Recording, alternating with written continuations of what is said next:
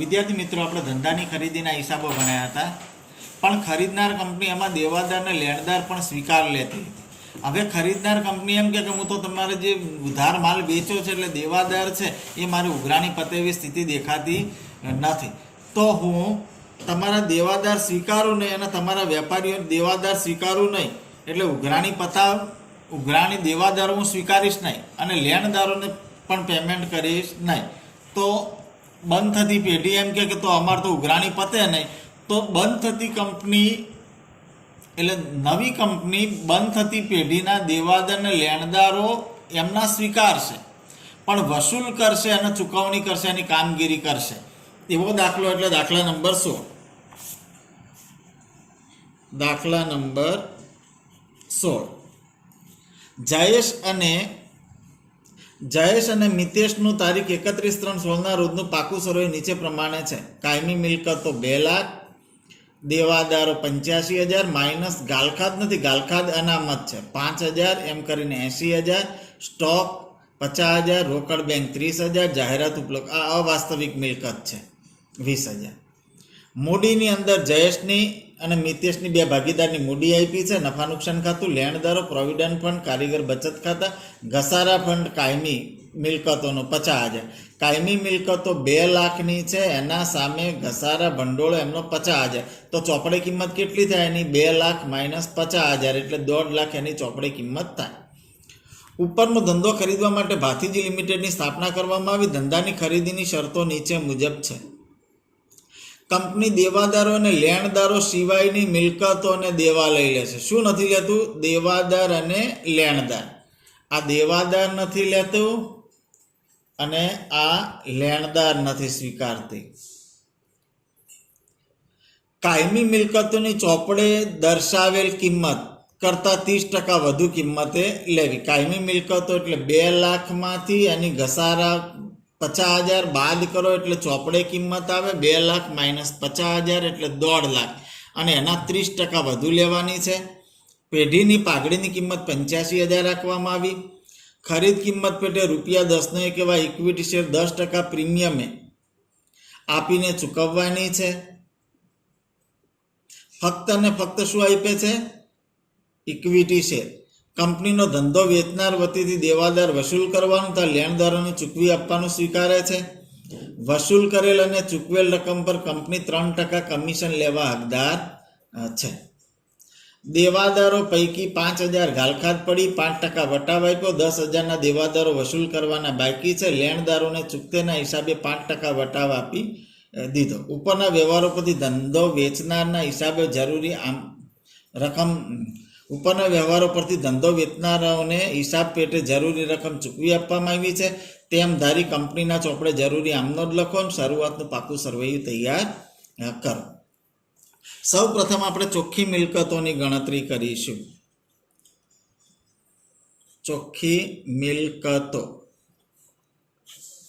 ચોખ્ખી મિલકતો એટલે કે મિલકતો બાદ દેવા. ચલો, પહેલી મિલકત કઈ આપી છે? કાયમી મિલકતો 2 લાખ માંથી 50,000 બાદ કરો. 2 લાખમાંથી 50,000 બાદ કરો.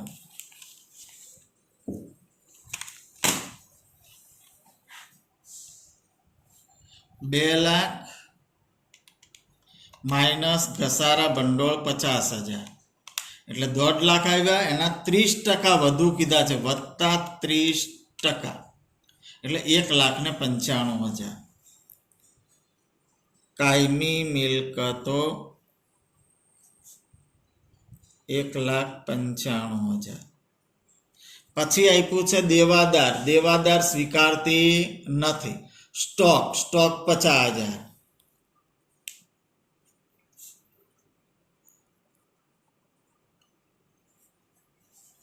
રોકડ બેંક 30,000.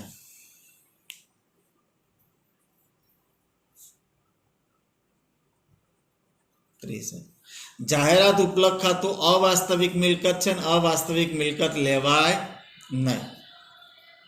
મૂડી આપી છે, નફા નુકસાન ખાતું અનામત છે, લેણદારો સ્વીકારતી નથી. હવાલા નંબર 1 જુઓ, લેણદાર સ્વીકારતી નથી. પ્રોવિડન્ટ ફંડ દેવું કહેવાય. Provident fund 10,000.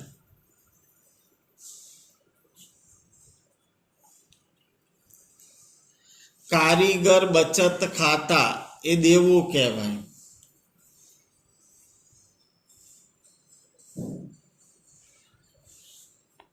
₹20,000. ઘસારા ભંડોળ આપણે બાદ કરી દીધું. હવે એવી કોઈ મિલકત છે કે જે ચોપડે ન હોય એવી? હા છે. કઈ? પાઘડી. પેઢીની પાઘડીની કિંમત કેટલી નક્કી કરવામાં આવી? 85,000.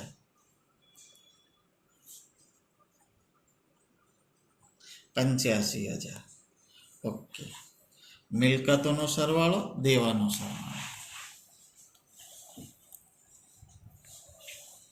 1,95,000 વત્તા 50,000 વત્તા 30,000 વત્તા 85,000, 3,60,000.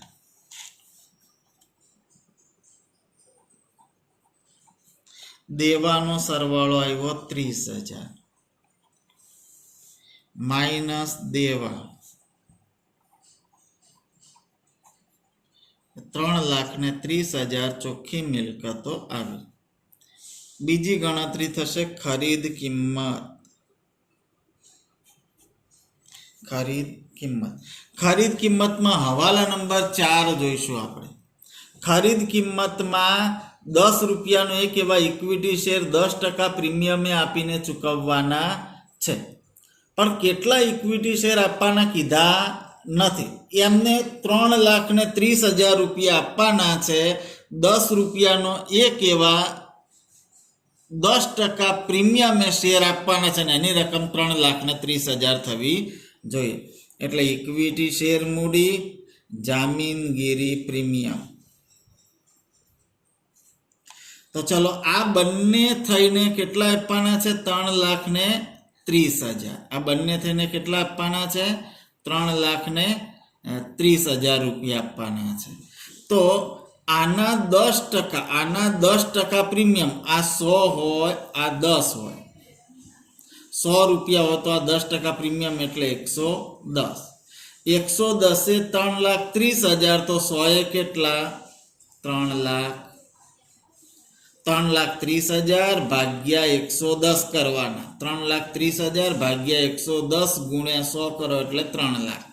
3,30,000 ભાગ્યા 110 ગુણ્યા 10 એટલે 30,000. હવે તમે જુઓ 3 લાખના 10% થઈ ગયા. 10% પ્રીમિયમ આવી ગયો. ઓકે. હવે આપણે કંપનીના ચોપડે આમનોંધ લખવાની છે. ભાથીજી લિમિટેડ. કોના ચોપડે? ભાથીજી લિમિટેડ. ભાથીજી લિમિટેડના ચોપડે આમનોંધ.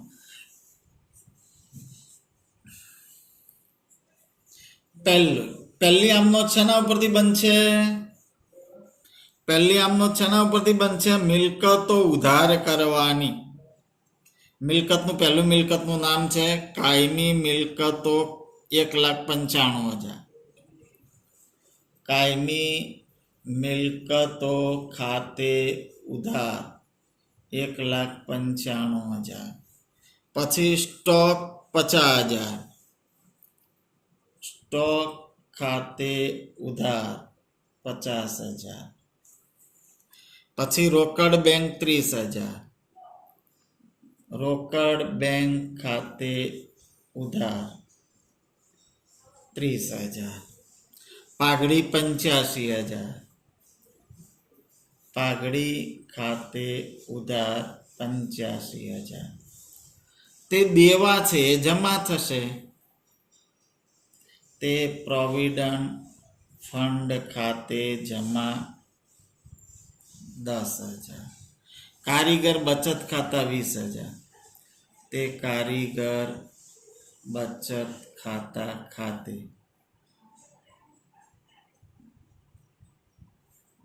20,000. તે બંધ થતી પેઢીનું નામ શું છે? બંધ થતી પેઢીનું નામ જયેશ અને મિતેશની પેઢી. જયેશ અને મિતેશની પેઢી ખાતે કેટલા રૂપિયા? તો ખરીદ કિંમત 3,30,000. આ પહેલી આમદ આપણે જે રીતે ગણતા હતા, જે રીતે લખતા હતા, એ આજે નવો પોઈન્ટ જે આવ્યો છે હું સમજાવીશ. બીજું, પહેલી આમદોદમાં જે જમા કર્યું છે એ ઉધાર કરવાનું. જયેશ અને મિતેશની પેઢી ખાતે ઉધાર કેટલા છે? જમા છે એટલા ને એટલા 3,30,000. તે ઇક્વિટી શેર મૂડી ખાતે, તે જામીનગીરી પ્રીમિયમ ખાતે. આ 3,30,000 શું શું આપ્યું? તો ઇક્વિટી શેર અને જામીનગીરી પ્રીમિયમ. ઇક્વિટી શેર મૂડી અને જામીનગીરી પ્રીમિયમ. મૂડી કેટલી છે? 3,00,000 ને પ્રીમિયમ 30,000. મૂડી 3,00,000, પ્રીમિયમ 30,000. આના પછી હવે આપણે રકમમાં જોવાનું ક્યાંય બંધ થતી પેઢીનો વિસર્જન ખર્ચ છે. જો હોય તો શું લખવાનું? આમાં નથી. હોય તો પાઘડી ખાતે ઉધારથી રોકડ બેંક ખાતે જમા, પણ નથી આપ્યો. એના પછી આપણે જોવાનું નવી શરૂ થતી પેઢીનો સ્થાપના ખર્ચ કે પ્રાથમિક ખર્ચ છે. જો હોય તો આમાં નથી. હોય તો પ્રાથમિક ખર્ચ ખાતે ઉધાર તે બેંક ખાતે જમા. સ્થાપના ખર્ચ હોય તો સ્થાપના ખર્ચ ખાતે ઉધાર તે બેંક ખાતે જમા, પણ એવું નથી.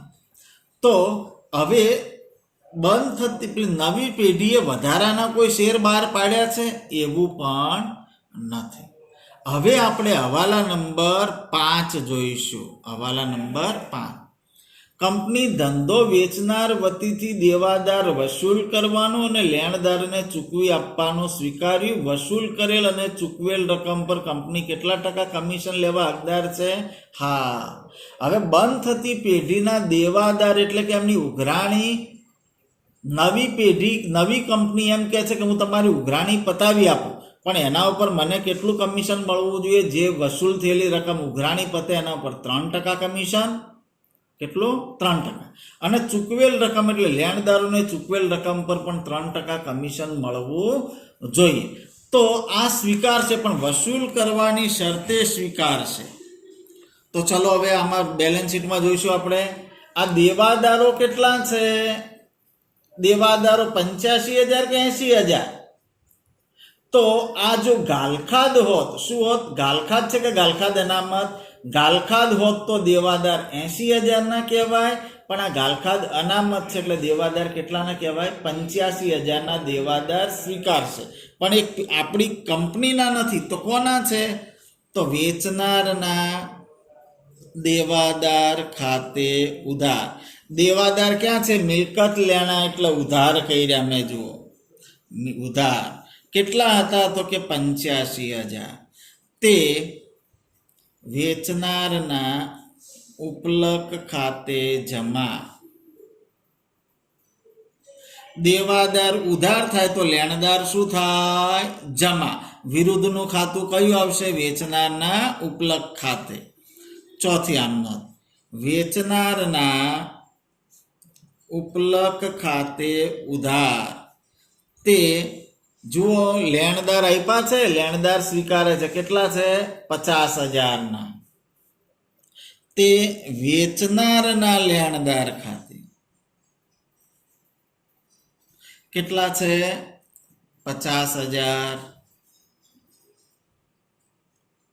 તો વેચનારના વતી દેવાદાર વસૂલ કરવા માટે સ્વીકાર્યા હોય તો પહેલી આમનોંધ આ થાય, અને લેણદાર સ્વીકાર્યા હોય તો આ થાય. હવે હવાલા નંબર 6 જુઓ. દેવાદારો પૈકી 5,000 શું પડી? ગાલખાદ. 5% વટાવ આપ્યો, 10,000 દેવાદારો વસૂલ કરવાના બાકી છે. ચલો એના માટે આપણે ગણતરી કરવી પડે. દેવાદાર પાસેથી વસૂલાત. ચલો કુલ દેવાદાર કેટલા છે? કુલ દેવાદાર કેટલા છે? બેલેન્સ શીટમાં જુઓ તો 85,000. અહીં પણ આપણે લખ્યા છે. કેટલા છે? 85,000. એમાંથી સૌ પ્રથમ વસૂલ કરવાના બાકી હોય તો બાદ કરવાના. વસૂલ કરવાના બાકી. વસૂલ કરવાના બાકી કેટલા છે? 10,000. એટલે 75,000ના દેવાદારો વસૂલ કર્યા. કેવી રીતે વસૂલ કર્યા છે? 5,000 શું પડી? ગાલખાદ. 5% શું આપ્યો? વટા. માઇનસ ગાલખાદ 5,000 એટલે કેટલા થયા? 70,000. એમાંથી વટાવ કેટલો આપ્યો છે? 5%. 70,000ના 5%. 70,000ના 5%. દેવજો 85,000. એમાંથી વસૂલ કરવાના બાકી 10,000 છે, એ બાદ કર્યા એટલે 75,000. એમાંથી 5,000 ગાલખાદ પડી અને 5,000 વટાવ પડ્યો. એટલે હવે આપણે 66,500 વસૂલ થયા. દેવાદાર પાસેથી વસૂલ થયા. વસૂલ થયા ત્યારે બાકી વસૂલ કરવાના બાકી હોય એની આમનોંધ થાય નહીં. તો કોની થાય? તો વસૂલ થયા એ વટાવ અને ગાલખાદ, આની આમનોંધ થાય. વટાવ અને ગાલખાદ એ ઉપલક ખાતે જાય. ક્યાં જાય? ઉપલક ખાતે. વટાવ અને ગાલખાદ ક્યાં જાય? ઉપલક ખાતે. અને આ રીતે પૈસા આપણને વસૂલ થયા એટલે રોકડ બેંક ખાતે. હા, હવે દેવાદારો શું હતા? ઉધાર. હવે એમના પાસેથી પૈસા વસૂલ થાય તો જમા થાય. શું વસૂલ થયું? તો કેટલા વસૂલ થયા છે? 66,000. કેટલા વસૂલ થયા છે? 66,500 વસૂલ થયા એટલે રોકડ. આપણી જોડે પૈસા આવ્યા, રોકડ બેંક ખાતે ઉધાર. રોકડ બેંક ખાતે ઉધાર. કેટલા વસૂલ થયા? 66,500.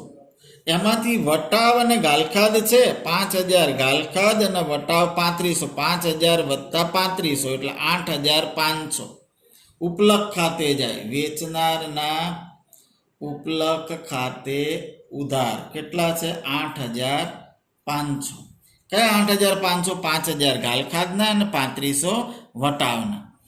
તે વેચનારના કોના પાસેથી વસૂલ થયા? તો દેવાદાર પાસેથી. તો વેચનારના દેવાદાર ખાતે કેટલા થયા? રે 75,000.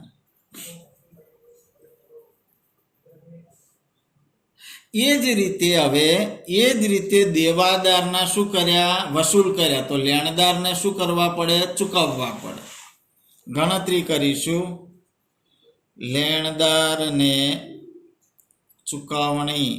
આ બધી તમારે પાછળ ગણતરીમાં બધું લખવાનું છે. આ બધી ગણતરી પાછળ લખવાની છે જેથી કરીને તમને ખબર પડે. કુલ લેણદાર કેટલા છે? કુલ લેણદાર જુઓ તો બેલેન્સ શીટમાં કેટલા છે? 50,000ના. કેટલા છે? 50,000. અને આપણે આમનોંધમાં લખ્યા જુઓ 50,000. કેટલા છે લેણદાર? 50,000. કુલ લેણદાર 50,000. એમાંથી આ દેવાદારની જેમ કોઈ વસૂલ કરવાના કે ચૂકવવાના બાકી છે? ના. લેણદારના ચૂકતીના હિસાબે 5% વટાવ આપે એટલે નથી ગાલખાદ ને નથી ચૂકવવાના બાકી, ફક્ત સીધો વટાવ છે. માઇનસ વટાવ કેટલા ટકા? તો 5%. 50,000ના 5% એટલે 2500. 47,500 ચૂકવ્યા. કેટલા થયા? 47,500 ચૂકવ્યા. ચૂકવ્યા એટલે પૈસા જાય તો જમા. કોને ચૂકવ્યા? લેણદાર. વેચનારના લેણદાર ખાતે ઉધાર. તે રોકડ બેંક ખાતે. તે વેચનારના ઉપલક ખાતે. કેટલા ચૂકવ્યા છે? 47,500. તો રોકડ બેંક ખાતે 47,500. વટાવ કે ગાલખાદ છે? હા છે. તો આ રહ્યું ઉપલક ખાતે જાય અને આ બેંક ખાતે જાય. તો ઉપલક ખાતે આવશે 2500. એમ કરીને કેટલા થયા? 50,000. 47,500 વત્તા 2500 એટલે 50,000. આ એમના આપણે વસૂલ કર્યા, આટલા ચૂકવ્યા. હવે આપણું કમિશન કેટલું આવશે?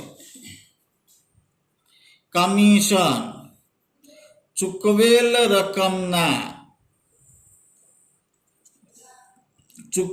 રકમ અને વસૂલ કરેલ રકમ.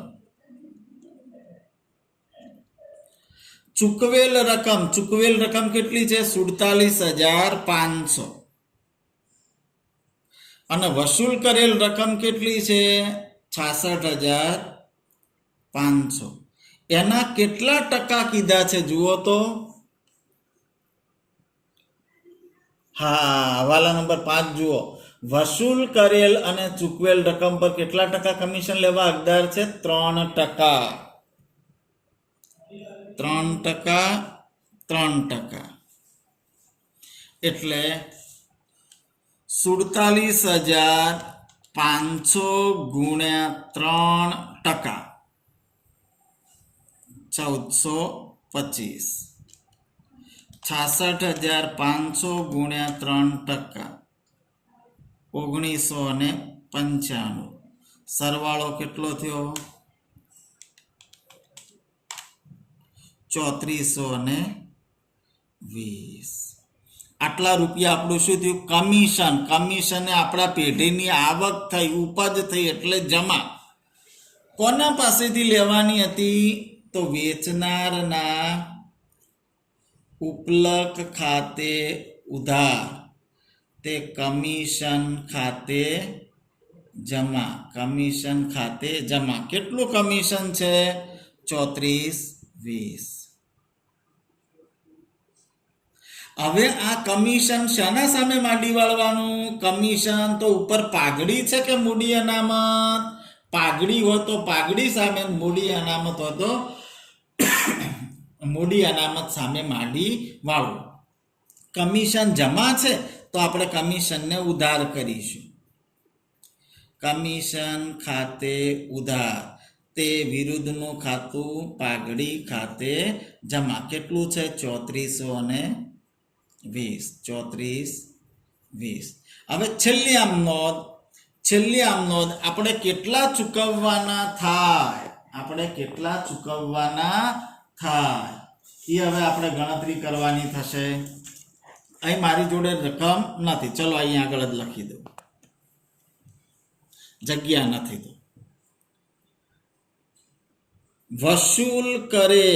વસૂલ કરેલ કેટલા રૂપિયા હતા? 66,500. એમાંથી ચૂકવેલ રકમ, ચૂકવેલ કેટલા છે? 47,500. પેઢી વતીથી 66,500 આપણે વસૂલ કર્યા. એમાંથી 47,500 લેણદારોને એમના વતી આપણે ચૂકવી દીધા. એમાં આપણું કમિશન બાદ કરી દો. કમિશન કેટલું હતું? 3420. તો આટલા રૂપિયા આપણે પેઢીને ચૂકવવા પડે.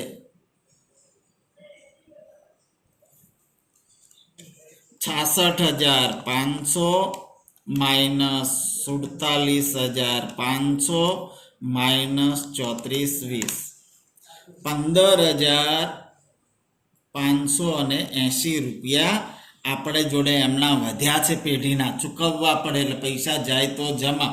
વિરુદ્ધનું ખાતું એક જ આવશે, વેચનારના ઉપલક ખાતે ઉધાર, તે રોકડ બેંક ખાતે જમા. કેટલા? 15,580. 15,580.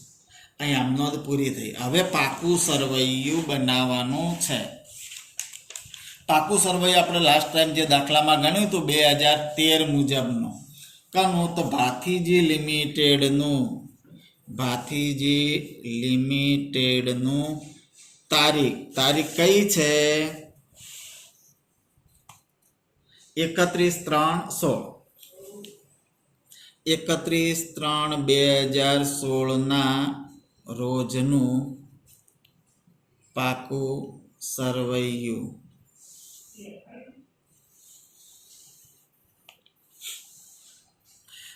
એક પેજમાં આવી જશે, છતાં આપણે 2 પેજમાં આને બનાવીએ છીએ.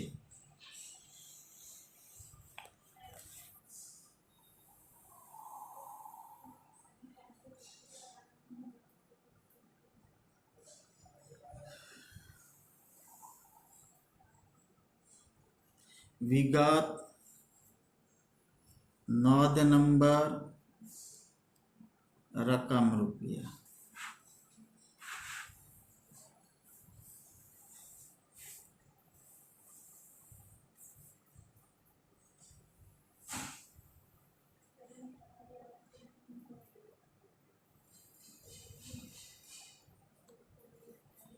વિગત, નોંધ નંબર, રકમ રૂપિયા. આપણે નોંધો બનાવતા નથી, આટલા માટે કોઈ નોંધો બનાવવાની જરૂર નથી. સૌ પ્રથમ એક આર્ય મૂડી દેવા, એમાં પહેલું આવશે શેર મૂડી, બીજું આવશે અનામત વધારો, ત્રીજું આવશે બિન ચાલુ દેવા, ચોથું આવશે ચાલુ દેવા જોગવાઈ, ચાલુ દેવા અને જોગવાઈ. એ રીતે અહીં આગળ મિલકત લેણા,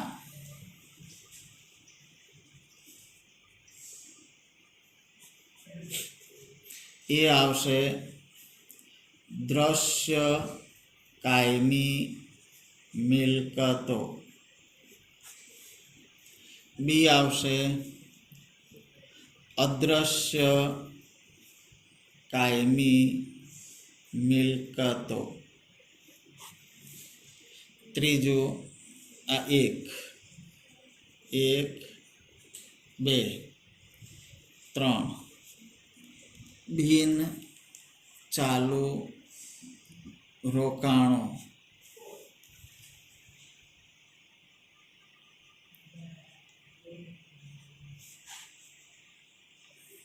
ચાલુ મિલકતો અને અવાસ્તવિક મિલકતો.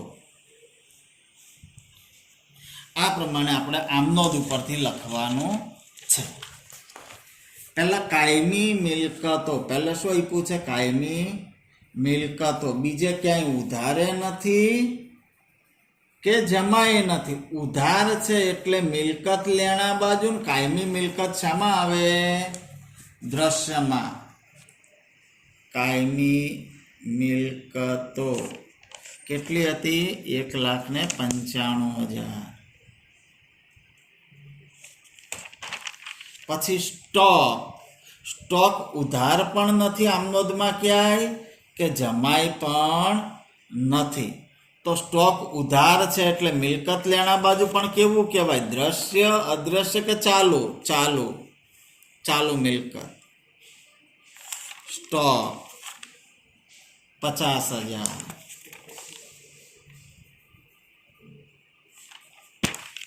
પછી રોકડ બેંક. હા, હવે રોકડ બેંક ઉધારમાં ઉધાર પ્લસ થાય. જુઓ, હવે કેલ્ક્યુલેટરમાં જોઈશું. કેટલું આપ્યું છે રોકડ બેંક? 30,000. લખું છું અહીં આગળ 30,000. એમાં ઉધાર હોય રોકડ બેંક તો પ્લસ કરવાનું. હા, આ રહ્યું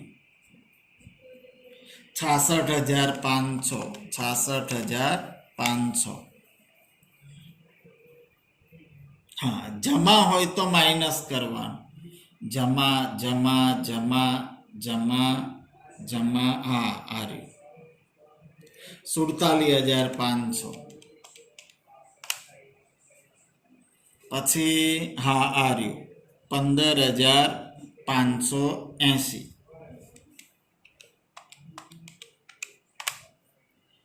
કેટલા આવ્યા? 33,420. રોકડ બેંક એટલે મિલકતમાં આવશે અહીં આગળ રોકડ બેંક 33,420.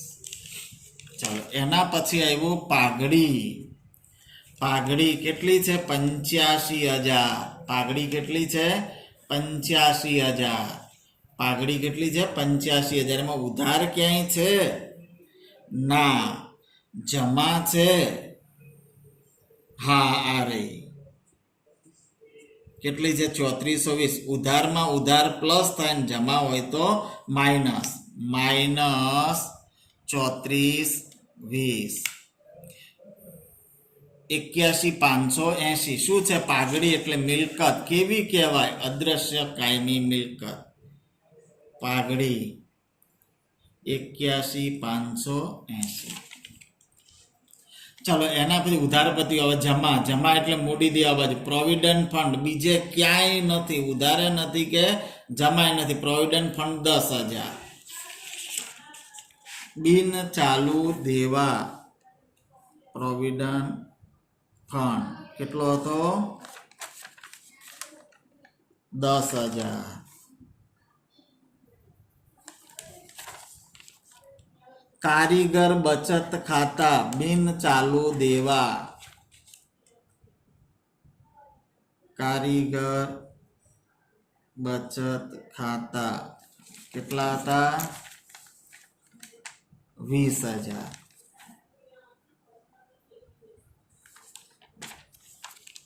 ચાલો એના પછી જયેશની પેઢી ખાતે જમા 30,000 ઉધાર 30,000 નીકળી ગયું જયેશ ને મિતેશની પેઢી ખાતે જમા 3,30,000 જયેશ અને મિતેશની પેઢી ખાતે ઉધાર 330 જમા અને ઉધાર નીકળી ગયું ઇક્વિટી શેર મૂડી બીજે ક્યાંય નથી જમા એટલે મૂડી દેવા બાજુ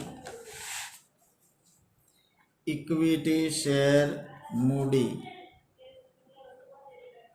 3 લાખ એના પછી છે જામીનગીરી પ્રીમિયમ બીજે ક્યાંય નથી જમા ઉધાર નથી જમા એટલે મૂડી દેવા બાજુ અનામત કહેવાશે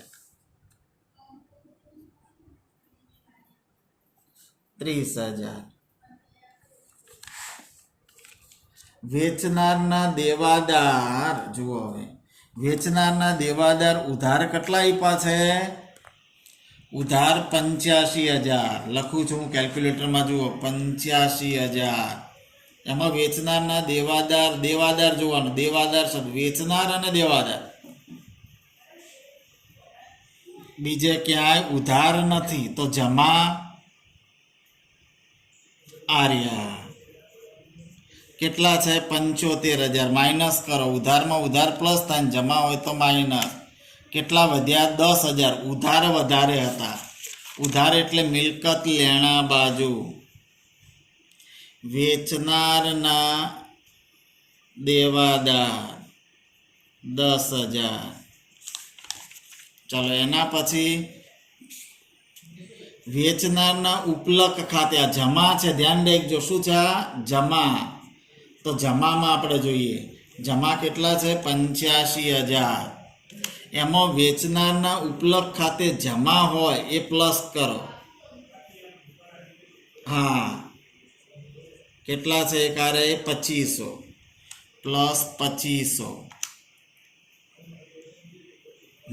ઉધાર હોય એ માઇનસ કરો ઉધાર કેટલા છે 50,000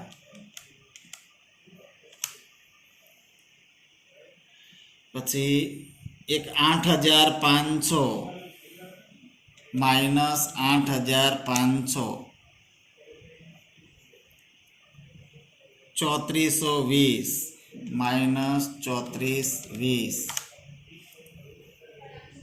અને માઇનસ 15,580